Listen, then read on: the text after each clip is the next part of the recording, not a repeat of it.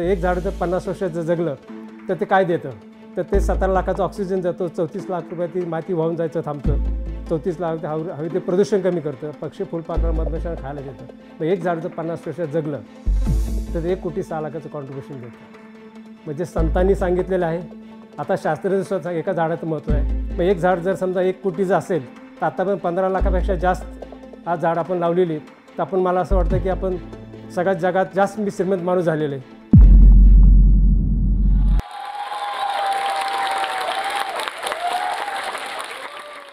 माझं नाव रघुनाथ मारुती ढोले.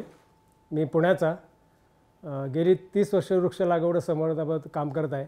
पण एक 30 वर्ष करायचं म्हणजे त्याला एक कारण घडलं. लहानपणी आम्ही असंच रोपं लावायचं, शेती होती, जनावरं होती, शेतीमध्ये नेहमी झाडं लावावं लागतात, तर तशी झाडं लावली आम्ही. आणि अशी लहानपणापासून लावत राहिल्यानंतर सर्व्हिसमध्ये असतानाही झाडं लावत होतो. तेव्हा टी व्हीवरती एक जाहिरात आली आपल्या सेंट्रल गव्हर्नमेंटची की आपल्या देशाला 50 वर्ष पूर्ण झाली स्वातंत्र्याला, आपण तो कसं सेलिब्रेट करावं, तुमच्या काय सूचना असेल तर तशा नागरिकांनी शासनाला कळवाव्यात. आपण म्हणलं आपण कळवण्यापेक्षा स्वतः काय करता येतं का पाहूया. त्यामुळे आपण एक 50,000 झाडं आपण लावूयात म्हटलं. कारण ज्या स्वातंत्र्यवीरांनी आपलं संपूर्ण आयुष्य त्या देशाच्या स्वातंत्र्यासाठी खर्च केलं, आपण त्यांनी नक्कीच एक चांगल्या भारताचं स्वप्न पाहिलं होतं. मग त्यांच्या स्वप्नाला सल्यूट म्हणून तरी आपण काहीतरी करावं म्हणून सांगण्यापेक्षा तर 50,000 झाडाचा संकल्प केला. तो 2 वर्षात पूर्ण केला तो. आणि हे करत असताना खूप चांगल्या अनुभूती झाल्या.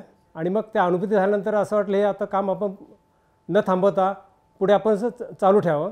मग मनाशी संकल्प केला की आपण 1 मिलियन, मला लहानपणी मिलियन शब्द फार आवडायचा, तर 10 लाख वृक्ष लागवड करूया असा आपण मनाशी संकल्प केला. आणि ते पूर्ण करायला मला 20 वर्ष लागली. पण 20 वर्ष करताना आयुष्यात खूप मला शिकायला मिळालं. इवन मला अख्ख्या जगाचं दर्शन झालं हे काम करत असताना. खूप चांगली लोकं जोडली गेली हे काम करत असताना. त्याचं कारण असं की जेव्हाही मी वृक्ष लागवड करत होतो आणि जेव्हा मी असं जंगलामध्ये भटकत होतो आणि अशी काही मी झाडं पाहिली की ज्या झाडावरती पक्षी फुलपाखरं मधमाशा त्यातलं मधुरस फळं खात होती. आणि आजूबाजूला जेव्हा मी पाहिलं की सगळं नको ती झाडं लावली होती, थोडक्यामध्ये ग्लेरिसिडा लावला होता आणि त्या सगळं ग्लेरिसिडाचं जंगल होतं. आणि 4-5 झाडं अशी होती की काटेसावर, बुजपांगारा, पळस, त्या झाडावरती सगळे पक्षी फुलपाखरं मधमाशा त्यातनं मधुरस घेत होते. फार वाईट वाटलं की आजूबाजूला ग्लेरिसिडाचं जंगल, म्हणजे पूर्वी ह्या ग्लेरिसिडाच्या जंगलाच्या अगोदर ही सगळ्या आपल्या देशी वनस्पती होत्या आणि त्याच्यावरती संपूर्ण हे सगळं पक्षी फुलपाखरं मधमाशा जगत होते. म्हणजे जर असे लाखो जर झाडं असतील तर किती एक सुंदर नंदनवन, एक स्वर्गच त्या ठिकाणी होता. पण तो नंदनचा स्वर्ग हा माणसाने सगळा झाडं तोडून नष्ट केला होता. मग आपण काय करायला पाहिजे, जेव्हा लक्षात आलं की ही जर आपली देशी वनस्पती, तर ह्याच्याच आपण बिया गोळा केल्या पाहिजेत, ह्याचीच रोपं तयार केली पाहिजेत आणि हीच लावून पुन्हा ह्यांच्यासाठी आपण सगळी सोय केली पाहिजे. तेव्हापासून मग आम्ही आता अनेक संस्था आहे, आमच्या लायन्स क्लब आहे, रोटरी क्लब आहेत, महाराष्ट्र वृक्ष संवर्धनी आहे, देवराई फाउंडेशन, अनेक संस्थांच्या मार्फत हजारो लाखो लोकांच्या सहभागातून आम्ही हे आता काम चालू आहे. हे करत असताना आमची एक भोरला जमीन होती आणि त्या भोरच्या जमिनीवर जेव्हा आम्ही गेलो, असा रखरखता उन्हाळा होता आणि तिथे आम्ही शेती घेतली होती आणि त्या शेतीला आम्हाला कंपाऊंड करायचं होतं. आता कंपाऊंड कसं करायचं, तर तिथं आम्ही दगडाचे पोळ लावले. कारण आपण जर इतर कंपाऊंड केलं तर लोक तोडून टाकतील. मग दगडाचं कंपाऊंड करताना मी एक दगड उचलला तर त्या खाली विंचू निघाला. कारण माझ्यावर 4-5 लोक होती, मलाही कामाची सवय होती. दुसरा दगड उडता तर विंचू निघाला, तिसरा दगड उडला तर असे मग प्रत्येकाचे एक दगड सोडला तर विंचू निघायला लागला. अरे विचार केला की हे तर विंचवाचं घर होतं. आपण एवढ्या रखरखत्या उन्हामध्ये मे महिन्यामध्ये आपण त्यांना बेघर केलं. इव्हन त्यांना त्या उन्हात उभं केलं, त्यांनी शिक्षा केली. कारण ते त्यांचं घर होतं, आपण ते घर त्यांच्या बाजूला केलं. परत पुढे गेलो तर मला असं एक दगड उचलला तर मुंग्या निघाल्या, काळ्या मुंग्या. तर त्या मुंग्याचं असं इतक्या मुंग्याला की माझ्या हातावर सुद्धा मुंग्या चढल्या. आता त्या काळ्या मुंग्या काय कधी आपल्याला चावत नाही. मग मी तो दगड खाली ठेवण्याचा प्रयत्न, अरे मला खाली ठेवतं अनेक मुंग्या मारतील. शेवटी तो दगड मला ठेवावा लागला, अनेक मुंग्या मेला. त्याविषयी मला फार वाईट वाटलं की माझ्या नावाचा सातबार होतो, मी ते दगड उचलली. माझ्या नावाचा सातबार मी दगड कशाला उचलला असता.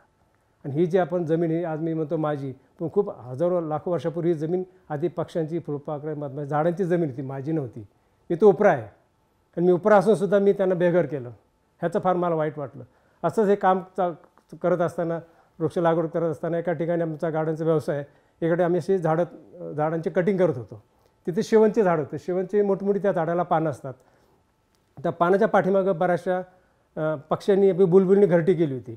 लक्षात आलं आमच्या, आम्ही खूप काळजी घेतली आणि म्हटलं हे कटिंग करताना हे फांदी तुटली नाही पाहिजे, जेणेकरून तो अंडी त्यांची खाली पडतील, पक्ष्यांची घरटी खाली पडतील.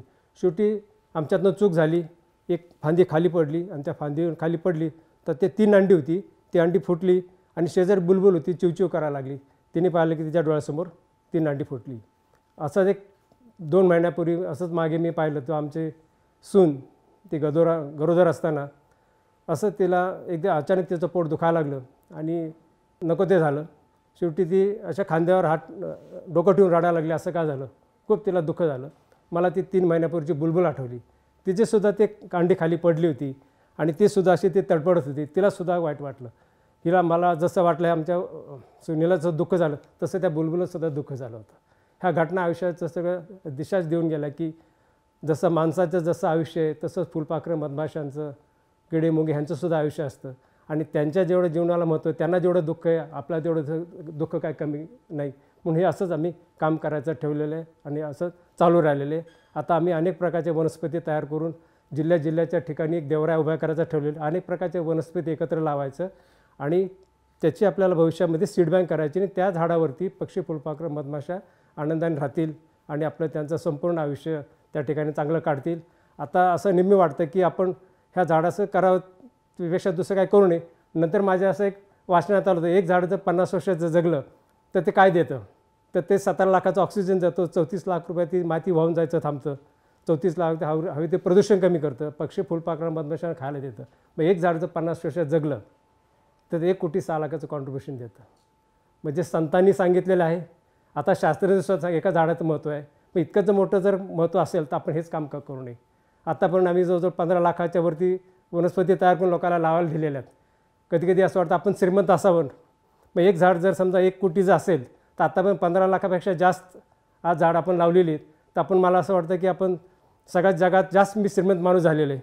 मी म्हणतो असं का म्हणतो? कारण ही जी संपत्ती ही सगळ्यांची आहे. एक झाड जर मी लावलं त्याच्यावरती पक्षी, फुलपाखरं, मधमाशा जगतात.